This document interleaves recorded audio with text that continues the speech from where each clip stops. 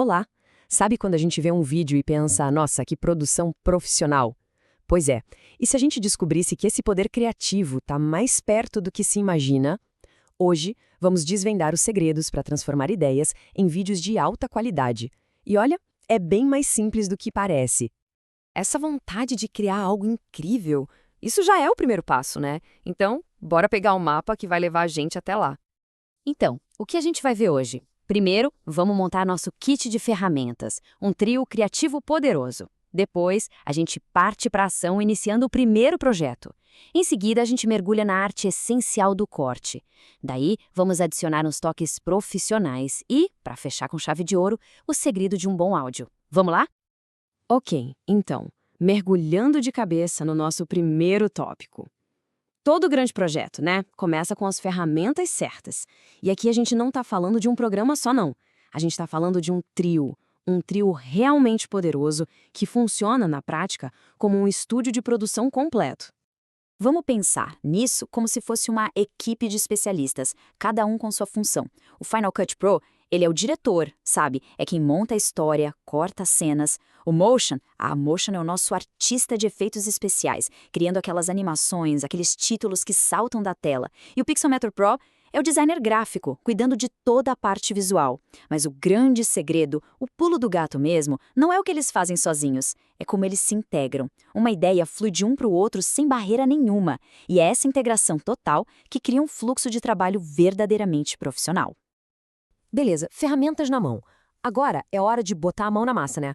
Vamos pegar aquela tela em branco e transformar ela na base do nosso projeto.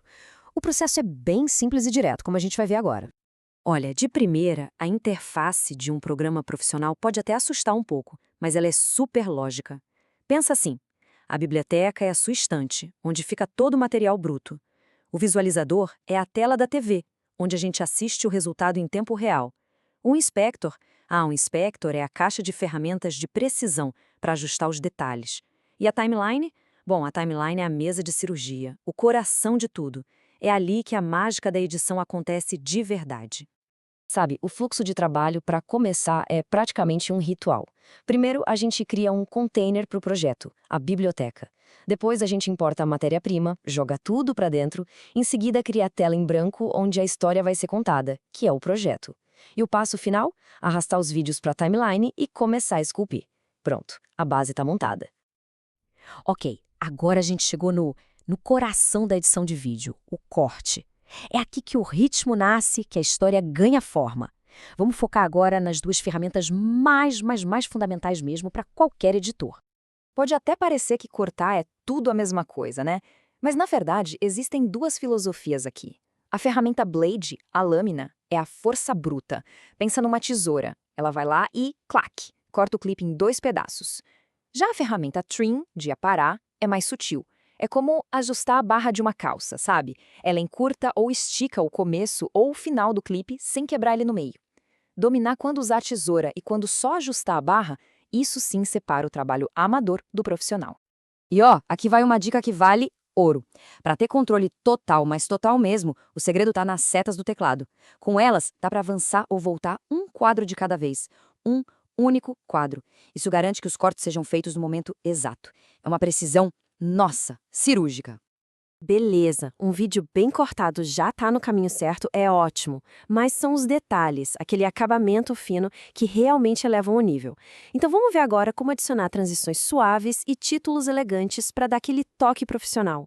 Adicionar uma transição é moleza, é basicamente arrastar e soltar. A gente pega o efeito e pronto, coloca entre 2 clipes. Mas o segredo profissional tá na duração. Deixar a transição bem curtinha, tipo meio segundo, 1 segundo no máximo. Isso faz com que ela fique quase invisível. Ela guia o olhar de forma suave sem ficar gritando, olha, tem um efeito aqui. Mas ó, um alerta importante. Com grandes poderes vem a tentação, né? É muito fácil querer usar todos os efeitos disponíveis, mas isso acaba poluindo o vídeo. Muitas vezes, a ferramenta mais poderosa e, olha, mais elegante que um editor tem é o bom e velho corte seco. Direto. Ele passa confiança. A regra é clara. Na edição, menos é quase sempre mais. E para adicionar títulos, a lógica é a mesma. Primeiro, a gente escolhe um estilo que combine com o vídeo. Depois, arrasta para a timeline. Aí é só clicar na tela para digitar o texto. E para personalizar, a gente usa um inspector para virar o nosso próprio diretor de arte. Muda a fonte, a cor, o tamanho, o controle criativo é total. Agora vamos falar de um assunto que, nossa, muita gente deixa para depois, mas que é literalmente metade da experiência de um vídeo. Estou falando do áudio.